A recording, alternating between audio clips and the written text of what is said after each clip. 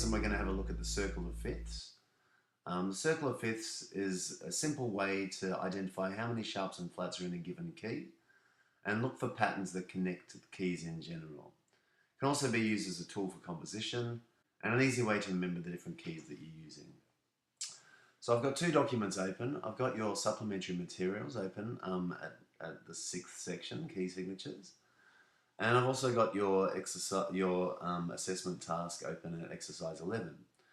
So really, if we're looking at the circle of fifths, what we're looking at, if we look over this side of the page, we're looking at, if we start with C, which has no sharps or flats, and we go up a fifth from it. So a fifth in the key of C major, C, D, E, F, G is G. G becomes the second key if we're going to the right in the circle of fifths, and that has one sharp, which is F sharp. The fifth in the key of G is D, which has two sharps, and we keep going around with A, 3 sharps, E, B, F sharp, and finally C sharp, which isn't represented here, which has 7 sharps. If we go the other way, we're talking about a circle of fourths. So fourth in the key of C again is F. F has one flat, which is B flat. And then each new key is basically the last flat that was in the key. So if B flat is the only flat in the key of F, B flat is the next key, which has 2 flats, B flat and E flat. E flat is the next key, which has 3 flats, A flat, D flat, G flat, and finally C flat.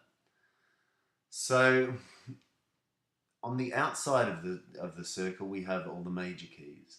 On the inside of the circle, we have their relative minor keys.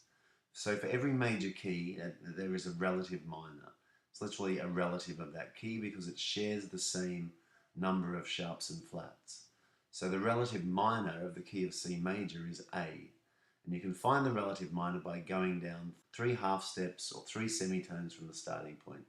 So C, B, B flat, A. And all of the letters that are listed in the middle of the circle of fifths are the relative minors of each key. And when you start looking at it, it's a bit like one of those magic pictures you looked at in the 70s and suddenly something appears.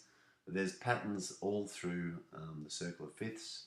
I always recommend to the students to print one out and stick it on the back of your toilet wall so you can stare at it and get a bit lost in it. And you quickly start to identify keys and the relationship between each key. So you're asked here in exercise 11 to simply fill in the major and minor keys for the circle of fifths up to C sharp here. So you'll see C sharp is here, C flat goes over here where B is sitting as well. So good luck with that, and when we come back we'll talk more about key signatures and we'll try and complete the next part of exercise 11 and exercise 12. Good luck.